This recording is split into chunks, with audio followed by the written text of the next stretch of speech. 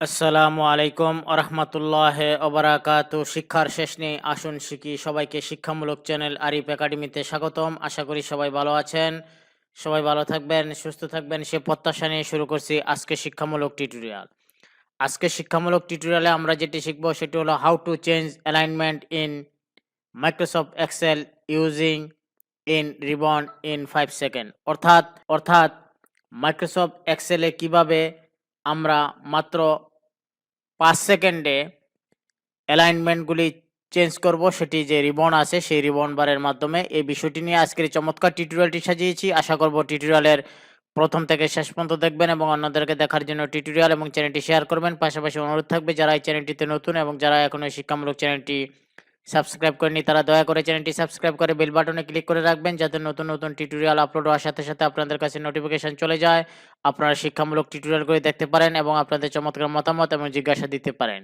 তো চলুন শিখে নেই how to change alignment in Microsoft Excel using in ribbon in 5 second. এই জন্য প্রথমেই আমরা একটি মাইক্রোসফট এক্সেল ডকুমেন্ট ওপেন করব।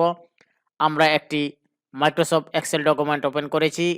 একটি টেক্সট আছে কলেজ। এই যে কলেজ আছে এই কলেজটাকে আমরা অ্যালাইনমেন্টে চেঞ্জ করব, সেটি রিবন বারের মাধ্যমে। আমরা এই জায়গায় চলে আসব।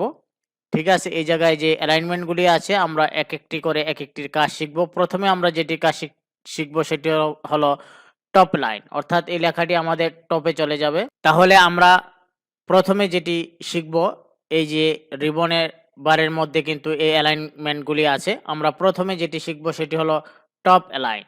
এই যে টপ অ্যালাইনে যদি আমরা ক্লিক করি, দেখুন লেখাটা কোথায় চলে গেল, টপ অ্যালাইন হয়ে গেল। এরপর যদি আমরা শিখি যে আমরা মিডল অ্যালাইন, এখন আমরা লেখাটাকে মিডলে আনবো, দেখুন মিডলে চলে আসলো। এরপরে আমরা যদি মনে করি যে না এটা বটম অ্যালাইনে চলে আসবে, অর্থাৎ নিচে চলে আসবে, দেখুন ক্লিক করার সাথে সাথে কিন্তু কোথায় চলে আসলো, নিচে চলে আসলো। এরপর আমরা রিবনের যে অ্যালাইন লেফট আছে আমরা এই লেফটে ক্লিক করব। এখন আমরা লেফটে ক্লিক করলাম, আমরা যেহেতু এটা বুঝতে পারতেছি না এটা চেঞ্জ পরিবর্তন হলো কি হলো না, সেজন্য আমরা এটাকে কি করলাম, রাইটে নিয়ে আসলাম। এখন আমরা এই অ্যালাইনে ক্লিক করব, অর্থাৎ লেফট অ্যালাইনে ক্লিক করব, তাহলে কিন্তু এটা বামে চলে আসবে। দেখুন বামে চলে আসলো। আমরা যদি সেন্টার নিতে চাই তাহলে যে সেন্টারে চলে আসলো। আমরা যদি রাইটে নিতে চাই তাহলে আমরা রাইটে ক্লিক করব, তাহলে কিন্তু আমরা রাইট অ্যালাইনে চলে আসলাম। অর্থাৎ মাইক্রোসফট এক্সেলে আপনি অ্যালাইনমেন্টটা পরিবর্তন করতে পারবেন রিবন বারের মাধ্যমে।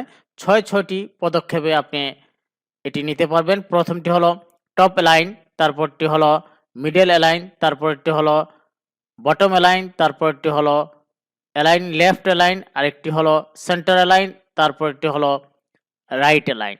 অর্থাৎ আপনি 6টি অ্যালাইনমেন্টের কাজ করতে পারবেন যদি এই টিউটোরিয়ালটি আপনি দেখে থাকেন।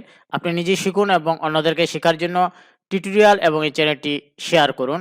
আপনাদের যদি কোনো মতামত থাকে তাহলে অবশ্যই কমেন্ট বক্সে কমেন্ট করবেন। আপনাদের মতামতের ভিত্তিতে কিন্তু আরিফ একাডেমিতে টিউটোরিয়াল তৈরি হয়।